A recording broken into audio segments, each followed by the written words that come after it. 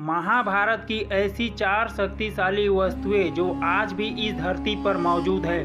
कौन सी यह वस्तुएं जिसे देवताओं द्वारा छुपाकर रखी गई? तो चलिए देखते हैं कौन सी है यह शक्तिशाली वस्तुएं। आगे बढ़ने से पहले आप नए हैं तो हमारे चैनल को सब्सक्राइब अवश्य करें। हमारे वेद, पुराण, रामायण और महाभारत में ऐसी हजारों वस्तुओं का वर्णन मिलता है जो अगर वर्तमान समय में किसी को मिल जाए तो अभी के डेट में उसे कोई हरा नहीं सकता।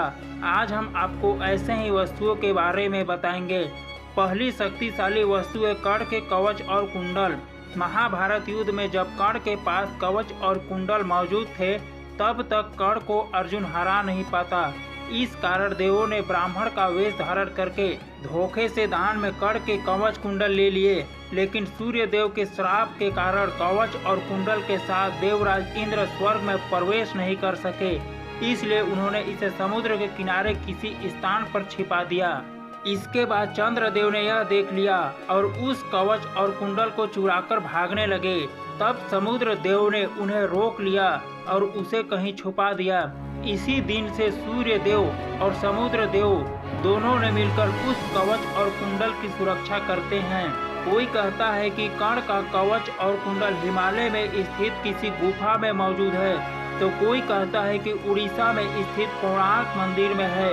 पर सच क्या है यह किसी को पता नहीं है। कहा तो यह भी जाता है कि यह कवच और कुंडल भगवान विष्णु के 10वें अवतार भगवान कल्कि को मिलेंगे।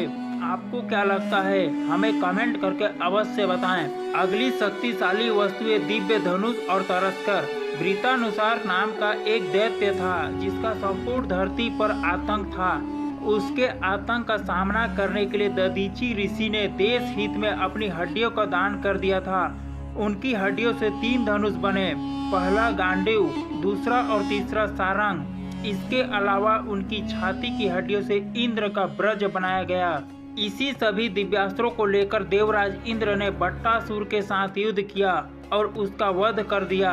कहा जाता है कि इंद्र ने इसे करु को दे दिया था। आगे है बिनाक जो शिव के पास था, जिसे रावण के लिए लिया गया था। रावण से यह परशुराम के पास चला गया। परशुराम ने इसे राजा जनक को दे दिया था। राजा जनक की सभा में श्री राम ने इसे तोड़ दिया था। सारण भगवान विष्णु के पास था। विष्णु से यह राम के पास गया और बाद में श्री कृष्ण के पास आ गया था। कहते हैं कि गांडीव अग्निदेव के पास था जिसे अर्जुन में ले लिया था। ये सब दिव्य धनुष, तीर और तरस्कर इतने शक्तिशाली थे जिसका कभी नाश नहीं हो सकता। सिर्फ पिनाक ही राम द्वारा तोड़ा गया था। इस धनुष पर तीर चलाने के बाद उन व्यक्ति के पास लौट आता था और तरस्कर में कभी भी तीर या बाण कभी समाप्त नहीं होते थे। माना जाता है कि यह धनुष और अस्त्र आज भी इस धरती पर मौजूद हैं, लेकिन यह धरती के किस हिस्से में मौजूद है ये कोई नहीं जानता। अगली शक्तिशाली वस्तु है अश्वत्थामा की मणि। अश्वत्थामा के मस्तक पर जन्म के साथ एक मणि थी। इसका नाम श्रीरो रत्न है। यह मणि अश्वत्थामा के सदैव नौजवान और जीवन में अमर बनाए रखती है। कहते हैं कि उस मणि के कारण अश्वत्थामा देव, दानव, दैत्य, अस्त्र शस्त्र, व्याधि नाम आदि से निर्भर रहते थे। महाभारत युद्ध में आखिरी दिन रात्रि को अश्वत्थामा ने छल पूर्वक पांडव शिविर में घुसकर पांडव के सोते हुए 5 पुत्रों की हत्या कर दी थी। अपने पुत्र की हत्या से दुखी द्रौपदी विलाप करने लगी। श्री कृष्ण को साथी बनाकर एवं अपना गांडीव धनुष लेकर अर्जुन उसका पीछा करते हैं। अश्वत्थामा को कहीं भी सुरक्षा नहीं मिली तो भय के कारण वह अर्जुन पर ब्रह्मास्त्र का प्रयोग कर देता है। श्री कृष्ण सबको ब्रह्मास्त्र से बचा लेते हैं और अश्वत्थामा से मणि छीन लेते हैं और उसे कलयुग के अंत तक भटकने का श्राप दे देते हैं। अर्जुन ने यह मणि द्रौपदी को दे दी थी, जिसे बाद में द्रौपदी ने युधिष्ठिर को दे दिया। शिव महापुराण के अनुसार अश्वत्थामा आज भी जीवित है और वे गंगा के किनारे निवास करते हैं, किंतु उनका निवास कहाँ है यह किसी को पता नहीं। माना जाता है कि यह मणि अश्वत्थामा को वापस मिलेगी और वह कल्कि अवतार के साथ मिलकर कल्कि पुरुष से युद्ध करेंगे। अगली शक्तिशाली वस्तु है पांचजन्य शंख। महाभारत में कृष्ण के पास 5 जन्य, अर्जुन के पास देवदत्त, युधिष्ठिर के पास अनंत विजय भीष्म के पास पुंडरी, नकुल के पास उद्घोष, सहदेव के पास मणि पुष्पक था। शंख को विजय, समृद्धि, सुख, शांति, यश, कीर्ति और लक्ष्मी का प्रतीक माना गया है। समुद्र मंथन के दौरान इस पांचजन्य शंख की उत्पत्ति हुई थी। समुद्र मंथन से प्राप्त रत्नों में से छठवां रत्न शंख था। श्री कृष्ण के गुरु के पुत्र पुनर्गठन को एक बार एक दैत्य उठा ले गया। उसे वापस लाने के लिए वे दैत्य नगरी गए। वहां उन्होंने देखा कि एक शंख में दैत्य सोया है। उसको मारकर शंख को अपने पास रख लिया और वहां जब उन्हें पता चला कि उनका गुरु पुत्र तो यमपुरी चला गया है, तो वे उसे लेने के लिए यमपुरी चले गए। वहां यमदूतों ने उन्हें अंदर नहीं जाने दिया। तब उन्होंने शंखनाद किया, जिसके चलते यमलोक हिलने लगा। तब यमराज ने खुद आकर श्री कृष्ण को उनके गुरु के पुत्र की आत्मा को लौटा दिया। श्री कृष्ण अपने गुरु पुत्र के साथ वापस आकर उन्होंने गुरु पुत्र के साथ ही पांचजन्य शंख को भी गुरु को दे दिया। गुरु ने पांचजन्य को पुनः श्री कृष्ण को देते हुए कहा कि यह तुम्हारे लिए ही है। तब गुरु की आज्ञा से उन्होंने इस संकट का नाश कर पुराने युग की समाप्ति की और नए युग का प्रारंभ किया। माना जाता है कि पांचजन्य शंख हरियाणा के करनाल से थोड़ी दूर पश्चिम में काछवा गांव के समीप स्थित पराशर ऋषि के आश्रम में रखा गया है। लेकिन सच क्या है, ये कोई नहीं जानता। अगली शक्तिशाली वस्तु है सुदर्शन चक्र। शिव पुराण के अनुसार एक बार जब दैत्य के अत्याचार बहुत बढ़ गए थे, तब भगवान विष्णु ने कैलाश पर्वत पर जाकर भगवान शिव की विधि पूर्वक आराधना की। भगवान विष्णु की तपस्या से खुश होकर भगवान शंकर ने उसे सुदर्शन चक्र दिया था। सुदर्शन चक्र की रचना भगवान विश्वकर्मा ने की थी।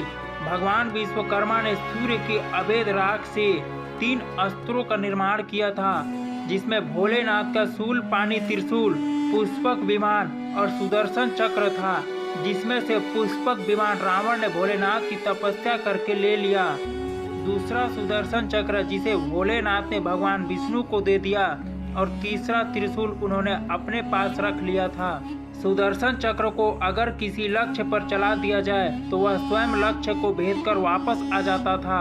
सुदर्शन चक्र काल यानी समय को भी रोक सकता था। भगवान कृष्ण ने महाभारत युद्ध के दौरान ही युद्ध भूमि में अर्जुन को गीता का उपदेश दिया था। उस वक्त भगवान कृष्ण ने सुदर्शन चक्र से सभी के लिए समय रोक लिया था। भविष्य पुराण के अनुसार भगवान कृष्ण की मृत्यु के बाद सुदर्शन चक्र पृथ्वी के गर्भगृह में समा गया था। जब कलयुग के अंत में भगवान विष्णु का 10वां अवतार कल्कि अवतार होगा, तब धरती के गर्भगृह से बाहर निकलेगा, जिसके कल्कि अवतार राक्षसों का नाश करेंगे। अगली शक्तिशाली वस्तु है ब्रह्मा मतदान। जब श्री कृष्ण की मृत्यु हो गई तो पांडवों ने उनके शरीर का अंतिम संस्कार कर दिया, लेकिन कृष्ण का हृदय नहीं जल पाया। तब पांडवों ने इसे समुद्र में प्रवाहित कर दिया। वह बहते हुए ओडिशा में पुरी के तट पर आ पहुंचा। वहां भगवान के भक्त राजा इंद्र ने जगन्नाथ की मूर्ति के अंदर स्थापित कर दिया। काष्ठ से बनी इन मूर्तियों को प्रत्येक 12 वर्ष में बदला जाता है। तब पूरे देश की बिजली काट दी जाती है। मंदिर की सुरक्षा को हर तरफ से मजबूत किया जाता है।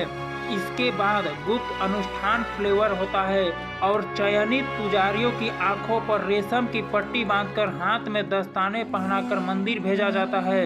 इन मूर्तियों में से ब्रह्मा पूरा अर्थ निकाला जाता है, जिसे आज तक किसी ने नहीं देखा। इसे ध्यान से नई मूर्तियों में स्थापित किया जाता है। ब्रह्म अवतार में असीमित शक्तियां हैं। धर्म विद्वानों का कहना है कि कलयुग में इसकी मदद से कल्कि अवतार दुष्टों का नाश करेंगे। अगली शक्तिशाली वस्तु है देवदत्त। थोड़ा भविष्य पुराण के अनुसार भगवान विष्णु के 10वें अवतार भगवान कल्कि सफेद घोड़े पर बैठकर युद्ध लड़ेंगे। इस घोड़े का नाम है देवदत्त। देवदत्त की मदद से कल्कि अवतार पापियों का नाश करेंगे तथा साधु संतों व शुद्ध मन वालों की रक्षा करेंगे। जब कल्कि अवतार देवदत्त घोड़े पर आरूढ़ होकर तलवार से दुष्टों का संहार करेंगे, तब सतयुग का प्रारंभ होगा। ये सभी शक्तिशाली वस्तुओं के बारे में आपको क्या लगता है, हमें कमेंट करके जरूर बताएं और यह भी बताएं कि अगर ये शक्तिशाली वस्तुएं किसी को मिल जाए तो क्या होगा। इस पर वीडियो को लाइक करें और अगली वीडियो के लिए नए रहस्यमय खबर के लिए हमारे चैनल को सब्सक्राइब करें और ज़्यादा से ज़्यादा शेयर करें।